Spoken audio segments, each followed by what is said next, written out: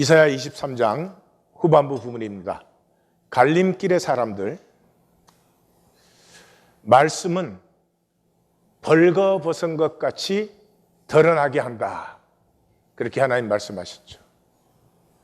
말씀이 선포되는 자리에는 우리가 가리고 있던 것, 숨기고 있던 것, 우리의 거짓이 드러나게 되는 것이에요. 그러니까 아프죠. 설교에는 드러나지 않죠. 설교에는 더 감춰주고 더 가리워주고 하는 것이죠. 사람들은 설교를 좋아하죠. 예. 말씀은 벌거벗은 것 같이 드러나게 하기 때문에 마귀에게 쏘으면 죄책감이 생깁니다. 내가 숨기고 가리던 거짓이 드러나니까 죄책감이 생겨요. 죄책감이 생기면 어떻게 할까요? 더 가리고 더 속이려고 하죠. 이 내가 감추던 것이 드러나니까 아프고 놀라워서 더 가리죠. 그런데 마귀에게 속지 않고 나 자신으로, 나 자신의 진실로 받으면 굉장히 아픕니다. 왜? 내가 그 거짓의 사람이니까. 내가 그 악한 자이니까. 이것은 나만은 아니죠. 그죠? 우리 모두가. 이 땅을 사는 사람들은 그런 거짓 속에 살 수밖에 없어요. 어떻게 말하면 당연한 것이기도 해요. 그래서 내가 그 죄인입니다 라고 아픔을 받을 수 있을 때 아픔은 반드시 새롭게 해요. 아픈데 그대로 사는 사람은 없어요. 아프면은 반드시 새롭게 살아요. 근데 마귀에게 속아서 죄책감을 받는 사람은 얼른 가리죠. 그리고 말씀을 설교로 이해하죠. 이해한 것은 자기가 처리할 수 있으니까, 나의 이해니까 내가 처리하면 되잖아요. 그래서 말씀을 만나지 않고 피하고 유리하게 되는 것이죠. 오늘은 이제까지는 어떻게 하셨든지 오늘은 아프십시다.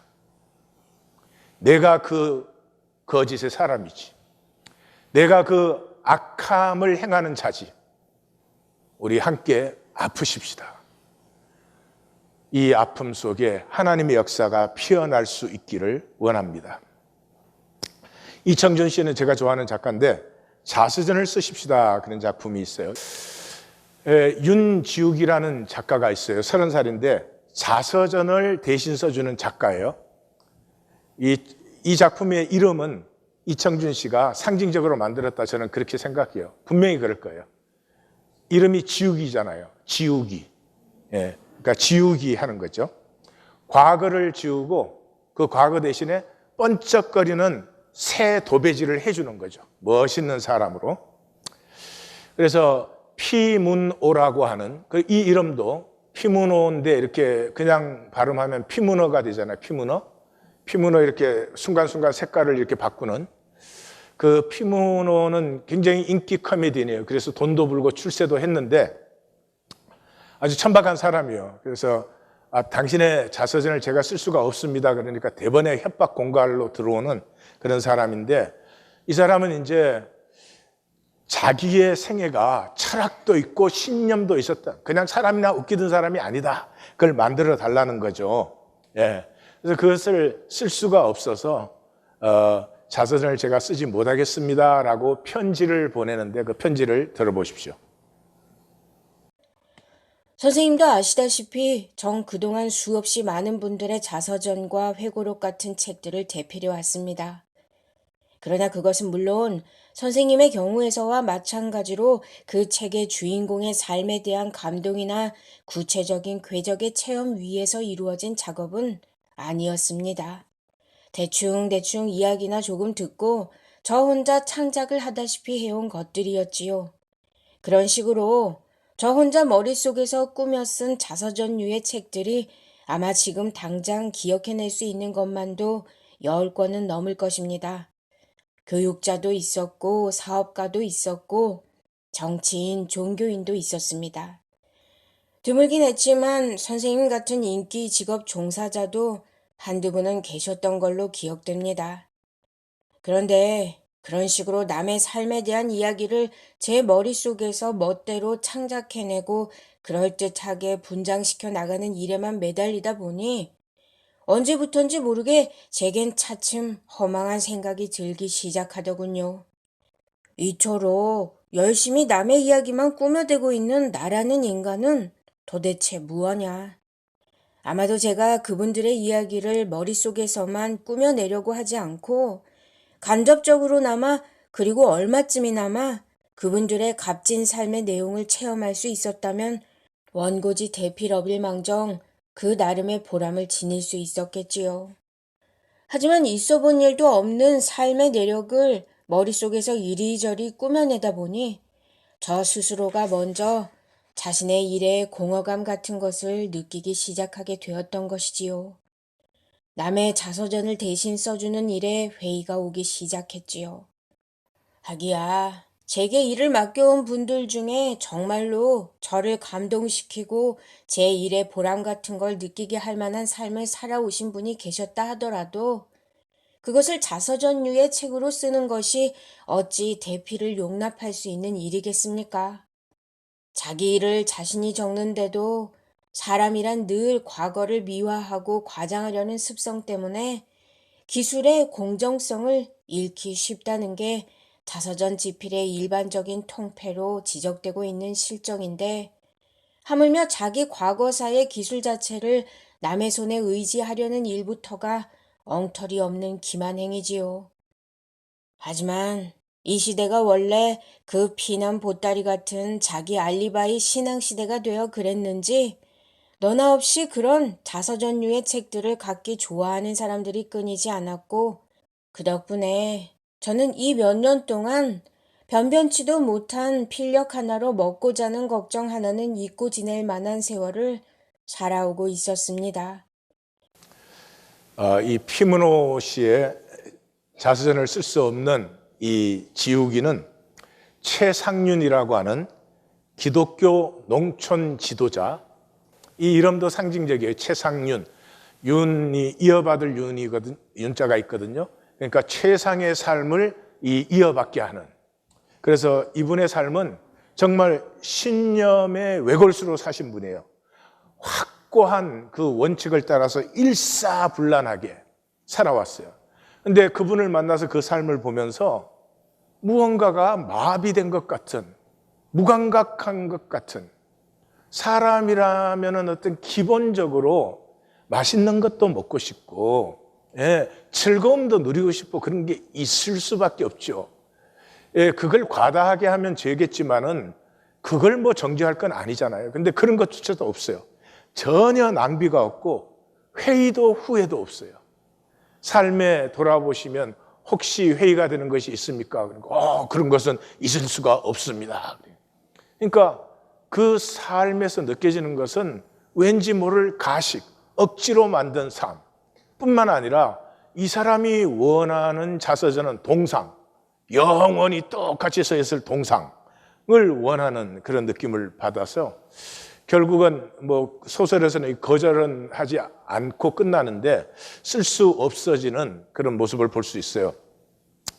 이 작품은 사실 우리의 삶을 얘기해요.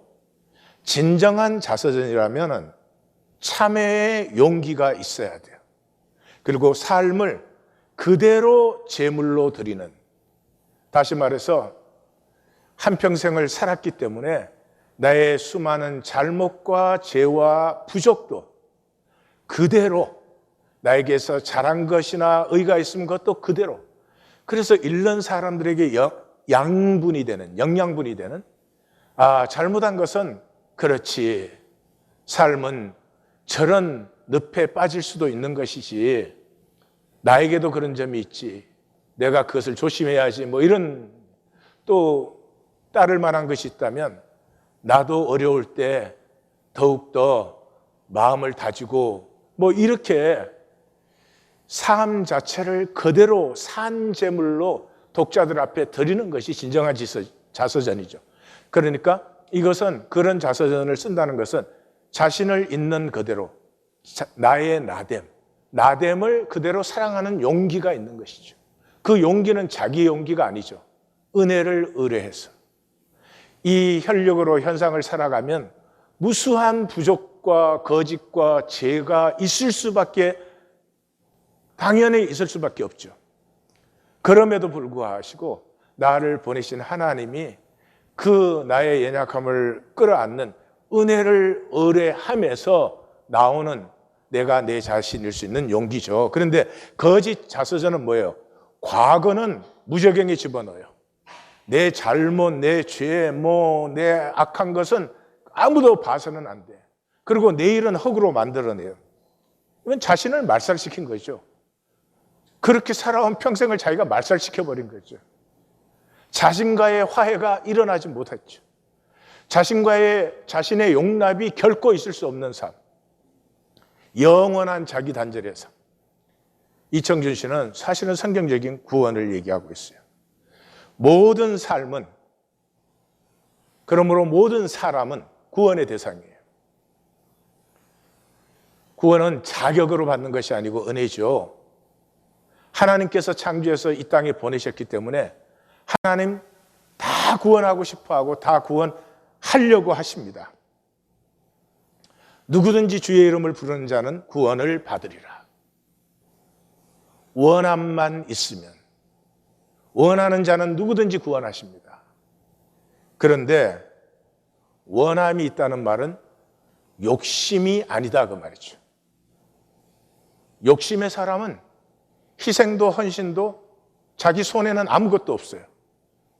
그리고 좋은 거는 자기가 다 받겠다는 거예요. 그것은 하나님과 통할 수 없는 마음이에요. 원함이 있다는 것은 아프다는 뜻이에요. 자식이 잘 되기를 원하기 때문에 자식을 생각하면 아픔이 있는 거예요. 이 아픈 마음이 청결한 마음이에요. 지난주 우리가 톨스토이를 봤지만 이 청결한 마음이 구원의 출발점이에요. 이게 없으면 아무것도 시작될 수 없어요. 이 청결한 마음이 뭐예요? 탕자가 내가 아들이라 일컬음을 감당치 못하겠나이다. 내가 아들이고 아들이어야 하는데 나는 아들일 수가 없습니다 하는 이 아픔이 진정한 관계의 출발점이죠. 그게 원함이죠. 종교인이 되면 이상해요. 종교 안에 좋다는 건 다 욕심을 부려. 다 받고 싶고 가지고 싶어. 그런데 아픔은 눈꼽만큼도 없는 사람들이지. 운명은 영화와 교만 만들기죠.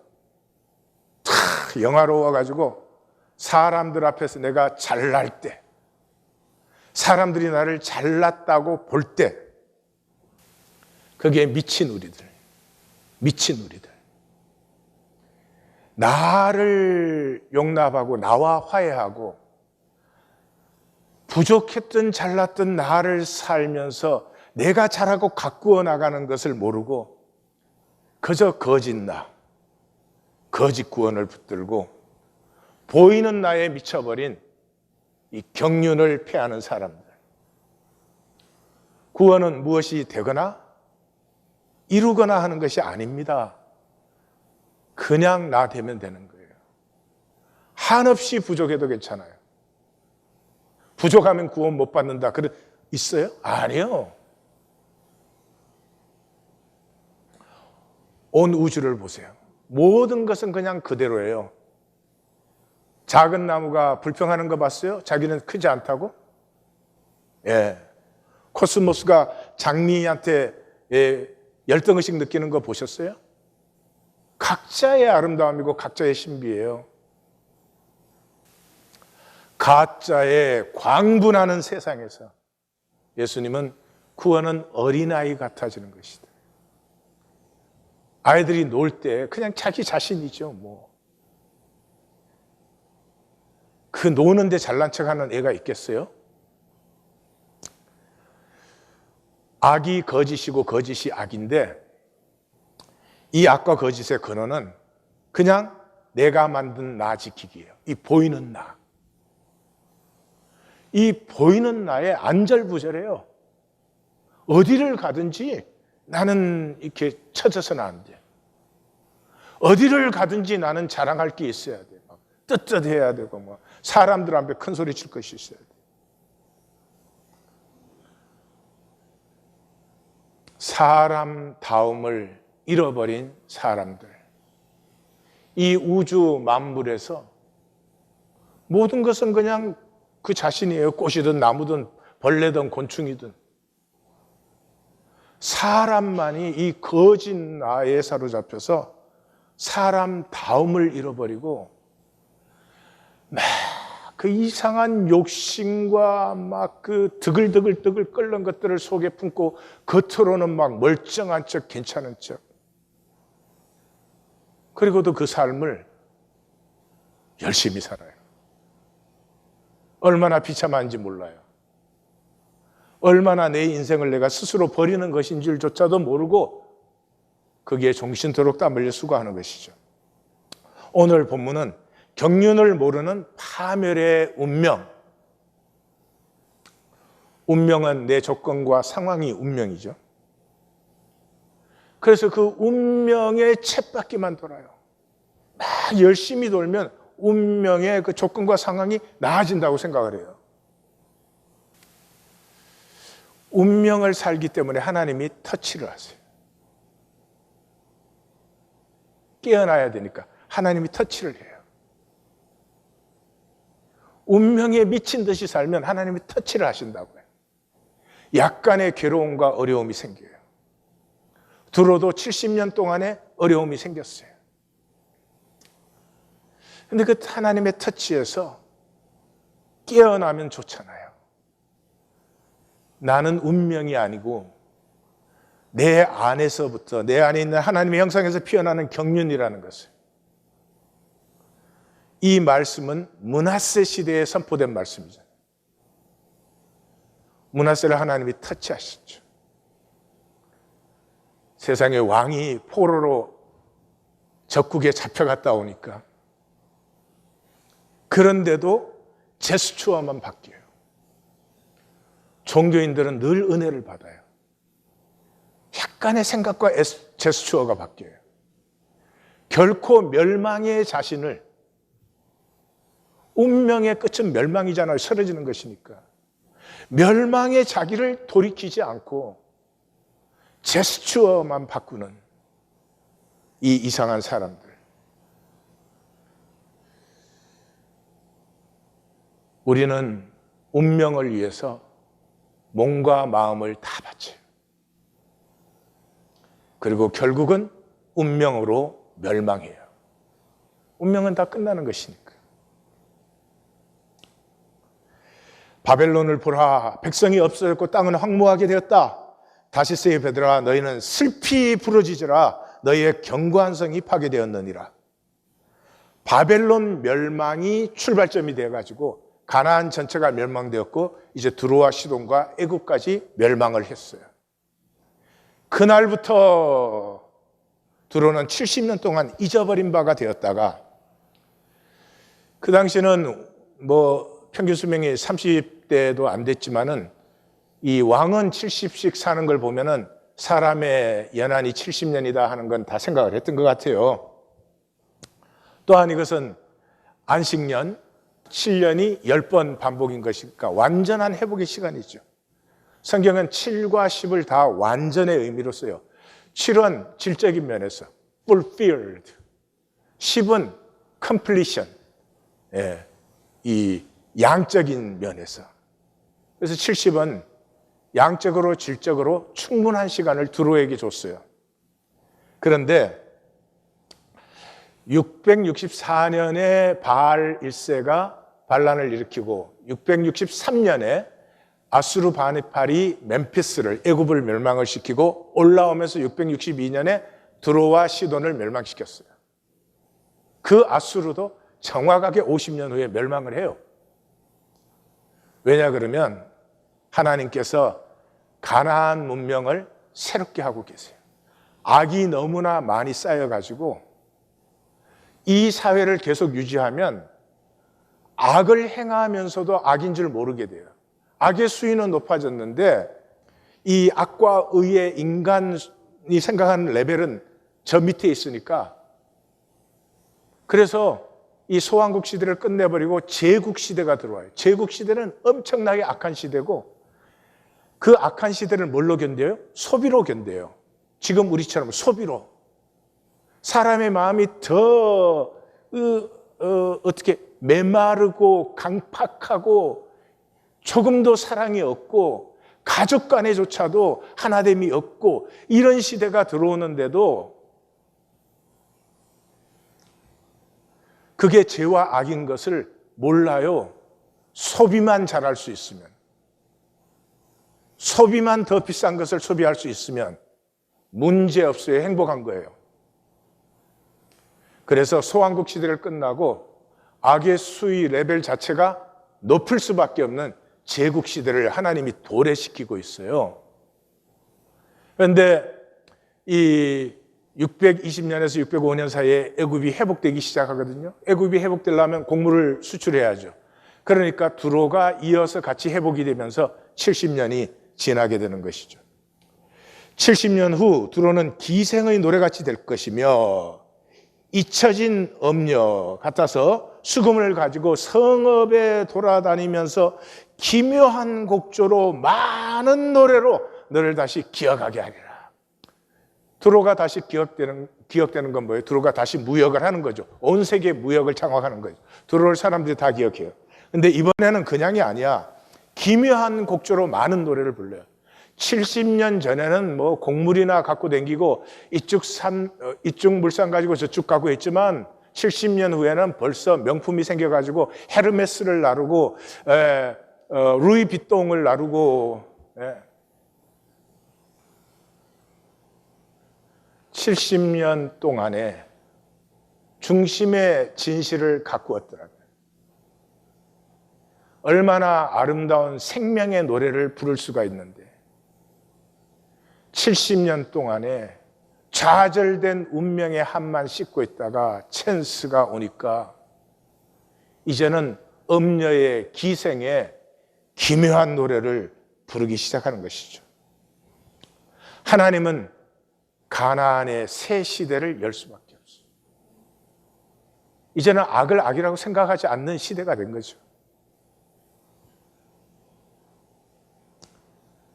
그리고 현란해진 소비를 통해서 사람들은 자기의 거짓을 다 숨기고 가립니다.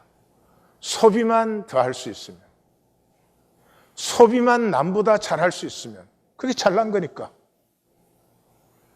우리 자식들도 좋은 학교, 좋은 직장 잡아서 소비를 더 할 수 있으면 훌륭해진 거니까. 경륜을 모르는 멸망의 운명. 70년 찬후에 여호와께서 두로와 결산하시리니 70년의 충분한 회복의 기한이 주어진 다음에 하나님이 두로와 만나십니다. 그가 다시 값을 받고 땅의 열방과 음행하리라. 값을 받는다는 이 말은 창녀가 그 몸값을 받는 것을 얘기합니다. 문제는 이것이 다 명령형으로 써져 있어요. 명령형이란 말은 그렇게 해라는 게 아니고요. 섭리의 절대성을 말하는 것이에요.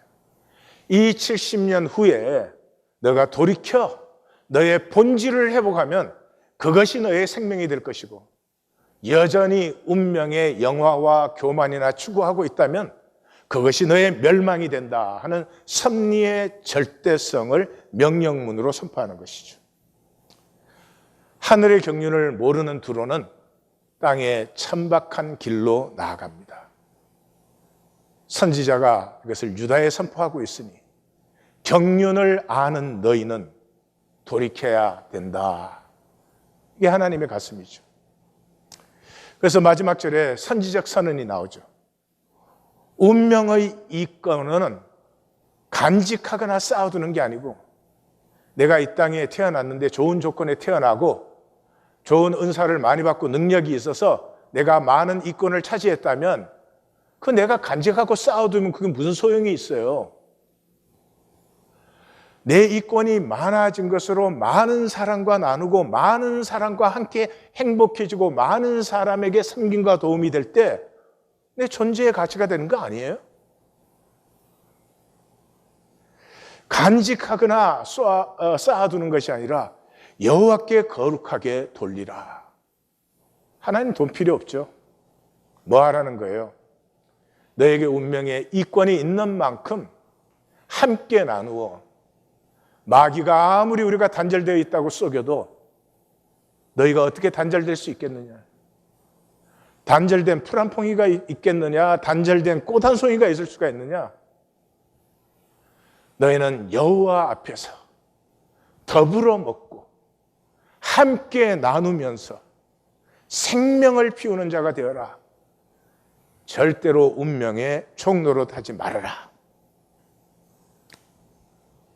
경륜을 품는다고 하는 것은 만유와 더불어 사는 높은 의식을 갖는 것이죠. 운명이라는 건 이제 조건과 상황이다 하는 건 아시죠? 그래서 이 운명의 사람은 욕심뿐이에요. 욕심으로 살면 메말아요. 욕심은 끝이 없으니까. 메마를 수밖에 없죠. 문제는 욕심의 사람은 당장 이익밖에 몰라요. 이 사람은 연결을 몰라요. 합력하여 이루어지는 선을 절대로 몰라요. 마치 강도질을 하잖아요. 왜 강도질을 하겠어요? 그게 자기에게 이익이 된다고 생각하니까 강도질을 하죠. 그러나 강도질을 하는 순간에 그 물건 하나는 이익이 됐을지도 모르겠지만은 자기는 강도고, 법에 쫓겨야 되고, 연결을 모른다 이 말이죠. 종교인들은 순종을 손해로 알아요.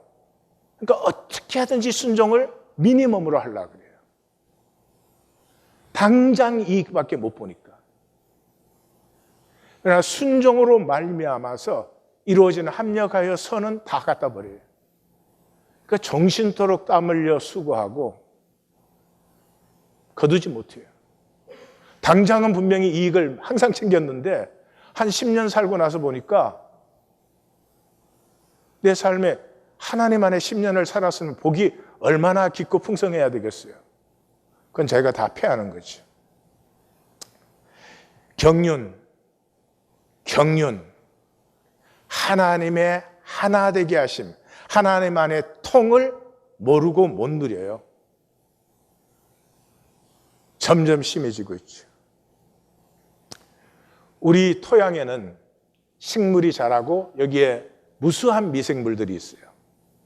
그래서 자라난 식물을 곤충과 동물이 먹고요.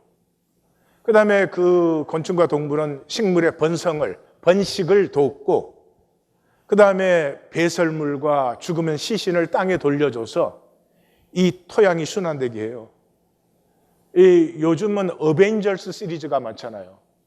그게 어벤져스가 지구 수배대가 아니고 정말로 지구 수배대는 지렁이요, 지렁이.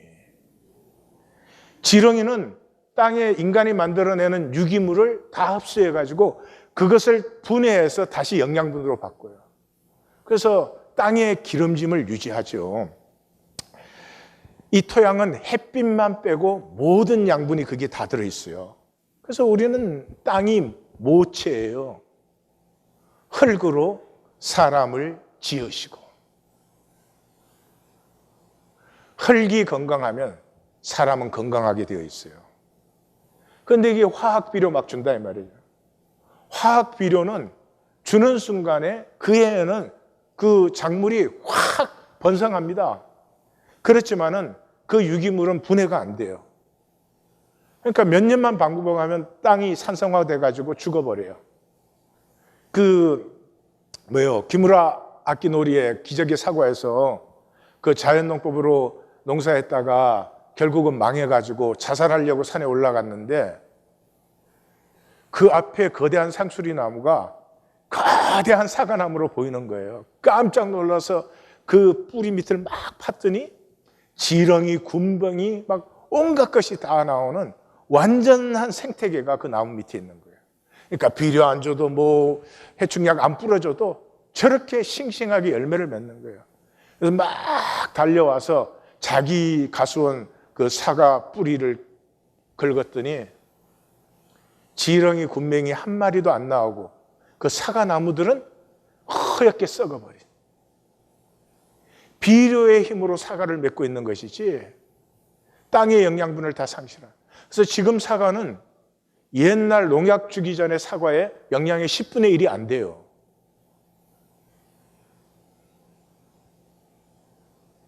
이 운명의 사람들, 경륜을 모르는 사람들, 농약을 주면 토양 생물이 다 죽어요. 곰뱅이, 지렁이 이런 것들이 다 죽어버려요. 그리고 해충은 그해 죽은 것 같지만 다음에는 면역성이 더 생겨갖고 나온다니까. 백신을 안 맞을 수는 없지만 백신을 개발하면 그만큼 강해진 바이러스가 또 나온다. 그 정도도 알고 있어야 되는 거예요. 대기 오염과 수질 오염은 그냥 그 결과가 금방 나타나요. 그래서 다들 난리들이에요. 그런데 토양 오염은 그렇게 금방 나타나지 않아요. 이게 장기적이고 파멸적이에요. 땅을 아스팔트로 덮고 온갖 농약과 비료를 뿌려대고. 운명은 인간 게임의 거짓 현상에 그 가치에 중독되어 있어요. 경륜의 어울림을 몰라요. 열심히 살았는데 단절되어서 살았으니 부부관계가 행복해져요. 부모 자식 관계가 진정한 관계가 되어지나요? 친구가 생겨요. 다 내려놓으시고, 정말로 다 내려놓으시고 1820 데일리 브레드를 가꿀 시간입니다. 정말로 친구 되는 길을 한번 만나보세요. 조건이 아니고 우리가 하나님의 형상이라는 것만으로 서로 사랑하고 아껴줄 수 있고 부족할 만큼 더 축복해주는 그 인간의 본래의 마음을 좀 회복해 보세요. 아픔이 있는 자리에 당연히 아프고 제가 잘못돼서 그런 것이 아니고 아픔이 있는 자리에 하나님 앞에 무릎을 꿇고 기도하는 성령의 역사를 이제는 가꿀 때가 되었어요. 인간의 문제는 딱 하나예요. 함께 할 줄 모르잖아요. 함께 할 줄 모르잖아요. 그래서 신약에서 구원의 시작은 뭐예요? 임마누엘 아니에요. 하나님이 우리와 함께 하심을 받을 수 있을 때 우리도 함께 하는 사람이 되는 거죠. 그래서 예수님은 이 땅에 오셔서 뭐 하셨어요? 제자 12명 세우셔가지고 자기와 함께 있기를 가르치셨어요. 가르친 게 아니죠. 그냥 살고 보이신 거죠. 그 함께함을 또 보내서 전하는 건데 그것 하려면 우리가 진실이 있어야 되거든요. 그러니까 종교 만들어가지고 교리 전하러 다니고 기독교 교세 확장시키는 거를 선교다, 전도다 이러고 기독교는 확장되는데 더불어 살기는 조금 더 나아지지 않는 이런 안타까운 일을 하고 있잖아요. 하나님 아버지가 뭘 원해요? 하나님 아버지가 원하는 건 딱 하나예요. 하나 되는 것. 내가 창조한 내 자식들이니까 나하고 하나 되는 걸 얼마나 원하겠어요. 이 하나 되면 뭐 조직으로 되는 게 아니에요. 종교로 되는 게 아니에요. 뭘 깨우쳐서 되는 게 아니잖아요. 하나 되면 사랑의 하나됨이죠. 하나됨. 저는 예수님 영접하고 정말 제일 바로됐던 것이 이 지옥 문제였어요. 아니 성경 전체에 지옥이라고 할 수 있는 건 없어요. 예, 지옥으로 간다 이런 표현은 전혀 없어요. 저게 지옥을 말하는 것이라고 유추적 해석을 할 수 있는 부분들은 있어요. 그런데 지옥을 직접적으로 말하고 지옥 간다는 말을 하시고 이 지옥에 대해서 수없이 그것도 예수님은 아무리 중요한 말도 2번 이상 반복하신 말씀이 없어요. 지옥은 수십 번 말했어요. 도대체 사랑의 예수님께서 왜 그러시나? 왜 그렇게 이 종교적 비늘 덮인 눈으로 봤을 때는 이해가 안 가더라고요. 이제는 분명히 보여요. 예수님 딱 한 가지 하신 거예요. 너희는 아버지에게서 나왔어. 아버지에게서 단절만 되지 않으면 돼. 모든 삶은, 모든 생명은 구원의 대상이고 하나님은 구원하시기를 원해요. 구원 안 될 수 있는 유일한 길은 거짓이면 안 되죠. 내가 거짓이면 구원 되지도 않고 구원 받을 수도 없죠. 아파도 점검하십시오. 나는 진짠가 가짠가? 나는 집에서, 교회에서, 사회에서 그 나는 진짠가 가짠가? 종교인을 예수님은 거짓의 사람들이라고 부르죠. 외식하는 자. 이 외식하는 자들은 사는 것은 불법을 행한다 그렇게 했어요. 불법을 행한다는 말은 불법이라는 단어가 아노미아라는 단어예요. 무법이라는 거예요. 법이 없어요. 법이 없으면 자기가 법이죠. 자기 마음대로 사는 거죠. 종교인들이에요. 예배도 자기 마음대로 나와요. 예. 그 조금도 이상하게 느껴지질 않아요. 이 종교인이기 때문에. 근데 예수님의 그 말씀을 가장 그 면을 잘 본 사람이 스카펙이에요. 이 거짓의 사람들. 스카펙은 이제 거짓의 사람들, 악을 행하는 자들. 더 이상 우리는 불법이라는 말을 안 쓰기 때문에 그렇게 쓰는데, 이 성경에 익숙한 분이어서 심리학자지만 이 예수님께서 말씀하신 이 자기가 자기를 만들어서 만든 자기에 미쳐있는 현대인들, 물론 예수님 당시의 사람도 사실은 본질적으로는 똑같죠. 그래서 이 거짓 사람들의 제일 첫 번째 가장 중요한 중심이 죄의 인정과 직면을 거부해요. 피하고 유리하게 가인의 삶을 살아요. 악한 사람들의 핵심적인 결함은 죄에 있는 것이 아니라, 죄는 모두가 지어요. 인간으로서 죄를 짓지 않으면 인간이 아니지. 그건 당연한 것이에요. 근데 죄를 인정하는 것을, 그 당연한 것을 거부해요. 죄를 인정하는 것을 거부하는 마음이 있다.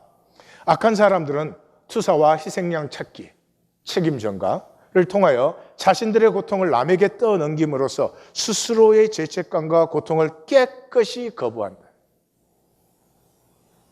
자기가 잘못한 거 있으면 남의 탓으로 돌려요. 세상 탓으로 돌려요. 자기는 하나도 안 아파. 아프지 않으면 새로워지지 않는다. 죄책감은 자신의 죄를 일깨워주는 고통스러운 인식인 까닭이다. 우리 하나님 교회에서 말씀을 들으면 분명히 아프실 거예요. 그러나 머리로 싹 이해했어요. 내 이해 박스 하나 딱 만들어서 그 안에 탁 넣어서 창고에 정리해버립니다. 이 종교인. 뭐 부족한 게 당연하지? 그러니까 죄 짓는 게 당연하지? 내가 부족하고 죄인이니까 하나님이 은혜를 주신 거지. 논리적으로 맞아요. 그러나 실제는 아니에요. 실제라면 아프니까. 내가 죄인이어서 하나님께서 십자가에 죽으셨다는 사실이 너무나 가슴이 아픕니다. 그리고 가슴이 아프면 똑같이 살지 못합니다. 두 번째는 내가 만든 나, 이 보이는 나에 미쳐있는 사람들이에요. 그게 전부고 그게 절대예요.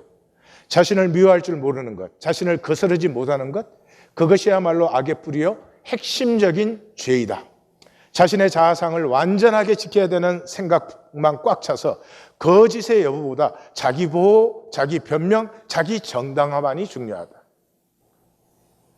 심지어 교회에 나와서 하나님이라고 부르면서조차도 내가 무엇이 새로워져야 되는지, 내가 하나님의 약속과 복에서 어디에서 떨어져 있는지 그건 관심이 없어요. 이 몇 명 안 되는 사람들 앞에서 내가 어떻게 보이고 있는가, 이 보이는 나에 미쳐버린 사람들. 거짓은 사람을 혼돈시킨다. 악한 사람들은 거짓의 사람들이다. 자기 기만을 켜켜이 쌓아 올릴 뿐 아니라 다른 사람을 또한 속이는 사람들이다. 제가 이 대학생 캠퍼스 미니스트리 할 때 정말 좋은 학생들을 많이 만났어요. 기대를 걸었어요. 야, 저 나이에 저렇게 신실할 수 있으면 정말 저런 신앙들이 함께 한다면 하나님의 나라가 피어나지 않겠나 그랬어요. 근데 살아가는 삶에서 전혀 아니에요. 똑같은 쳇바퀴를 돌리지 그 선함이 자라지도 않고 새로워지지도 않아요. 거짓은 사람을 혼돈시켜요. 제 목회 전체는 속은 것이에요. 교회 나오면 얼마나 성실하게 행하는지 몰라요. 무수한 샘나들 성실하게 해요. 성실하게 보여요. 그런데 뭐예요? 자기를 위하여. 자기밖에 없는 사람들이죠. 한번 생각해 보세요. 목사가 굉장히 성실해. 그런데 사실은 자기를 위해서요. 여기에 목회에 성공하고 숫자 늘리고 건물 크게 짓고 돈 많이 끌어들여서 막 성공한 목회자로 날리고 인정받기를 원해. 그럼 그 교회에서 도대체 어떤 성도들이, 어떤 생명이 피어날 수 있을까요? 무서운 일이에요.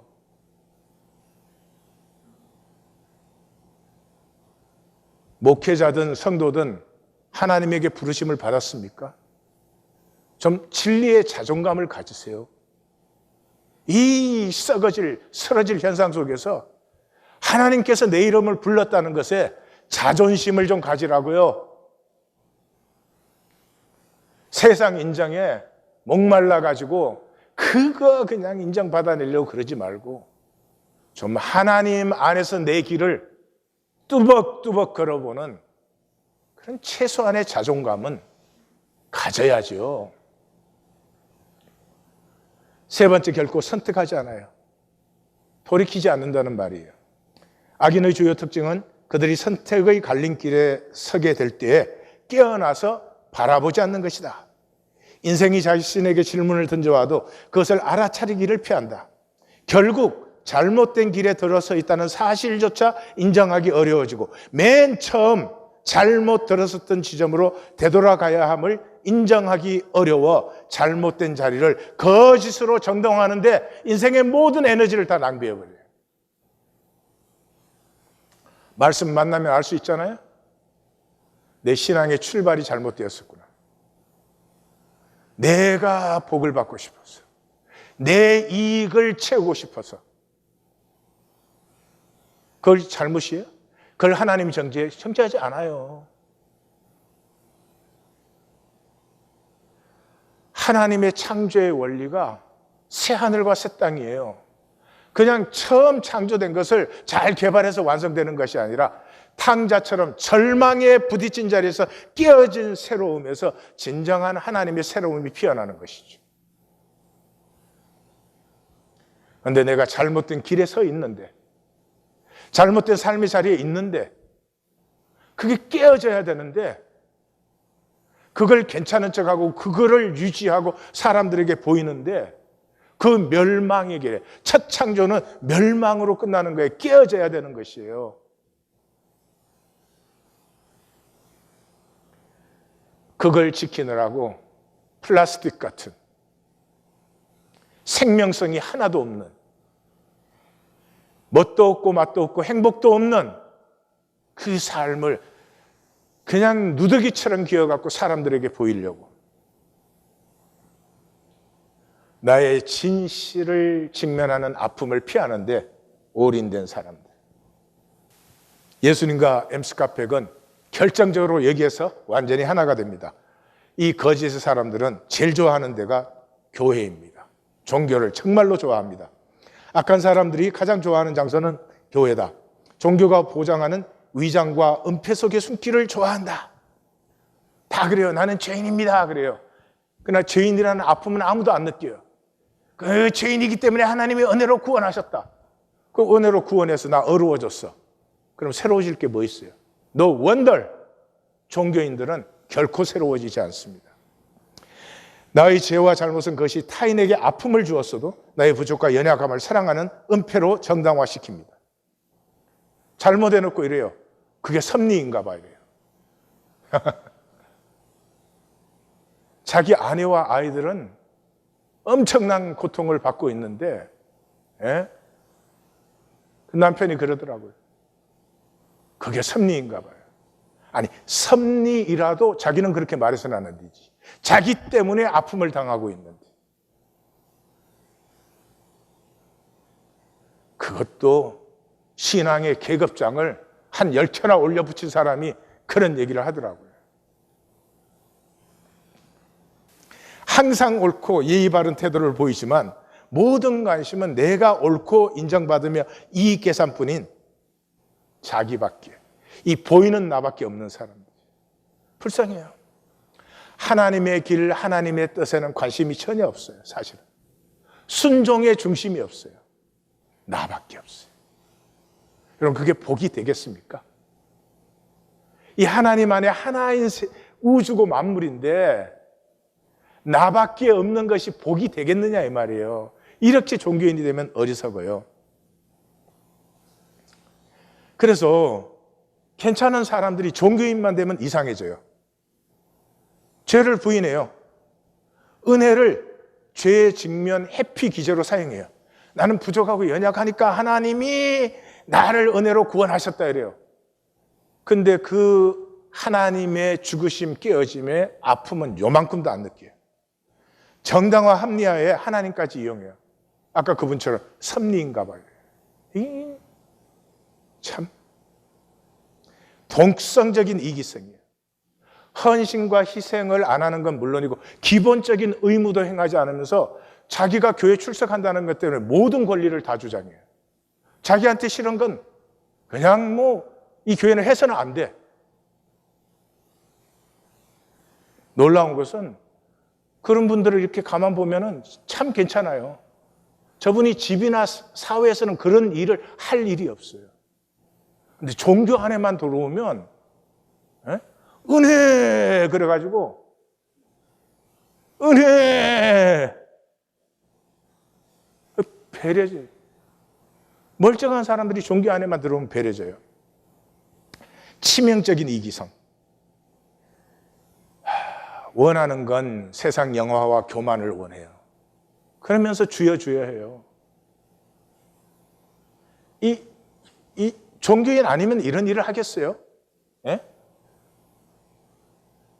그런 이원론적이고 위선적인 것을 종교라는 이유만으로 너무 당연하게 해요. 살지 않는 자체를 휘둘러요. 우리가 존엄한 존재잖아요. 나는 안 살아. 그런데 다른 사람이 존엄함을 살지 않으면 그냥 그 잣대로 막 내 눈에 들보는 안 보고 남의 눈에 튀는 신성모독적이에요. 하나님을 속이고 그러면서 하나님의 복을 구해요. 이거 그냥 사람이라도 할 짓이 못 되잖아요. 내가 그 사람을 욕하고 정죄하고 이러면 그 사람에게서 이렇게 좋은 걸 달라고 할 수 없는 거 아니에요?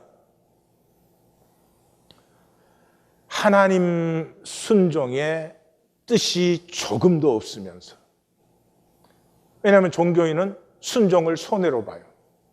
순종할 마음이 눈꽃만큼도 없으면서 하나님 보고는 좋은 거 내놓으라 그래요. 무엇보다 회개가 불능해요. 종교인은 온갖 악한 말과 행동과 중상 노력을 다 하고도요, 미안합니다, 내가 잘못했습니다, 이런 게 없어요. 그냥 하나님이 나를 의롭다 했으니 무슨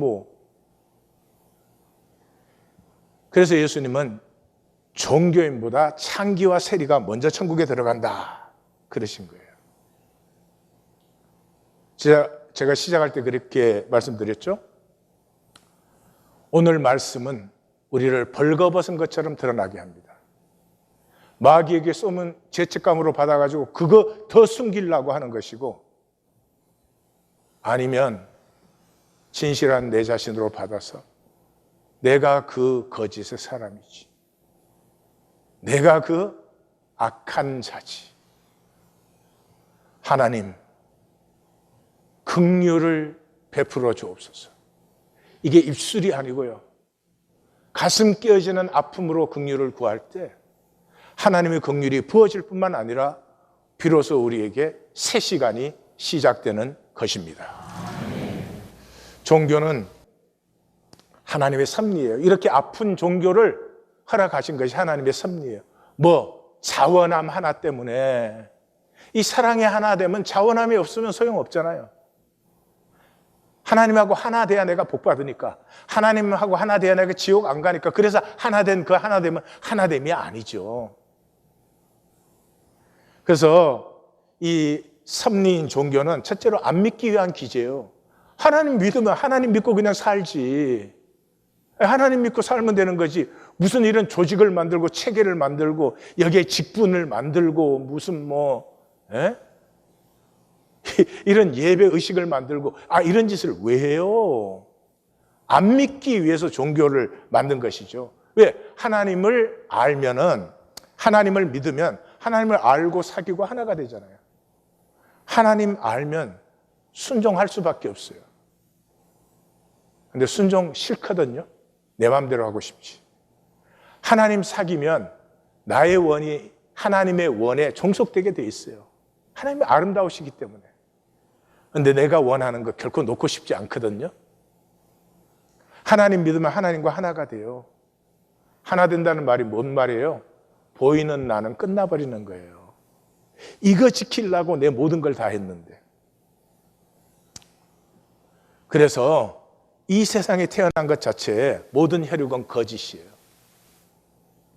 근데 그 거짓은 그냥 놔두면 그냥 온 세상이 거짓으로 사니까 그 거짓으로 끝나죠. 그래서 하나님이 종교를 주셨어요. 종교 안에 딱 들어오면은 가장 아름다운 말을 해요. 가장 거룩한 말을 해요. 그런데 사실은 거짓은 변하지 않았기 때문에 거짓이 확대되어져요. 이 종교에서 내가 진짜 거짓의 사람이고 내가 진짜 악을 행하는 사람이라는 것을 만날 수밖에 없어요. 그래서 깨어지게 하는 것이 하나님의 섭리예요. 거짓에 머물지 말고 하나님의 섭리를, 그 경륜을 받으십시다. 네, 그게 복이에요. 종교에 들어오면 그러잖아요. 하나님 속여도, 하나님에게 불순종해도 별일 없고, 오히려 불순종하는 게 이익처럼, 속이는 게 이익처럼 보이고 느껴지잖아요. 합력하여서는 다 패하고 약속의 유업은 다 패하면서 당장의 이익 때문에 불순종해도 끄떡없는 것 같잖아요. 그래서 종교인이 되면서부터 본격적 거짓의 사람이 돼요. 그래서 그 이원적인 걸 전혀 못 느끼게 돼요. 그냥 종교인이 아닐 때는 내가 이쪽에서 이런 말하고 저쪽에서 저런 말 할 때 갈등이 생길 수밖에 없어요. 그런데 이원론적인 삶과 가치관을 능숙하게 이 컨트롤 해내는 것이 종교인이에요. 거기에다 거짓에 가짜 이익이 있잖아요. 거짓은 내 마음대로 할 수 있잖아요. 내 거짓이니까. 내 중심의 세계를 만들 수 있잖아요. 내가 싫은 애는 내 세계에서 나쁜 애가 돼야 되잖아요. 마귀에게 속아서 하나님과 같이 돼요. 모든 종교는 가장 복된 것을 말해요. 가장 아름다운 것을 말해요. 가장 좋은 것을 말해요. 다 말하는데 딱 한 가지 없어요. 진실은 없어요. 이것은 참으로 불행한 일입니다. 영적 전쟁은 단순합니다. 마귀는 지금도 우리에게 운명이 전부라고 말합니다. 내 조건과 상황이 나라고 말합니다. 그게 속이면 나 지키기 뿐이에요. 이 보이는 나, 이게 결국 없어지는 이 혈육의 나 지키는데 그냥 정신토록 땀 흘려 쓰고요. 그런데 하나님 아버지는 뭐라고 합니까? 아니야. 그 조건과 상황 속에서 내 안에 있는 숭고함, 너를 사랑하고 너를 창조하고 너의 모든 것을, 너의 아픔, 죄까지도 내가 품는 그 경륜이 너를 통해서 피어나. 이 사랑을 만날 때 깨어지죠. 나눔 가이드. 예수님은 종교인을 거짓의 사람들, 외식자들, 악의 사람들, 불법자들이라고 부르셨습니다. 종교는 하나님이 만드신 것이 아닙니다. 자기 방어와 정당화의 인간 기제입니다. 종교에는 하나님을 속이고 따르지 않습니다. 종교에는 실질적으로 자신이 하나님입니다. 이 모든 것 속에서 하나님은 기다리고 계십니다. 나의 거짓을 내가 만나서 깨어지기를, 자원함으로 돌이키기를. 내가 죄인임, 내가 악인임을 압니다. 그러나 돌이킬 수가 없습니다. 내 마음대로 내가 조종하는 그 삶을 내려놓을 수가 없어서 돌이키지 않고 멸망길로 갑니다. 이 멸망길에서 한 사람, 나는 정말 악인이에요, 나는 정말 거짓의 사람이에요 하는 한 사람이 곁에 같이 해줄 수 있으면 바로 그 악인과 거짓의 사람이 바로 납니다 라고 함께 할 수 있어요. 그 아픔의 자리에서 하나님의 새로움은 피어나는 것입니다. 기도하십시다.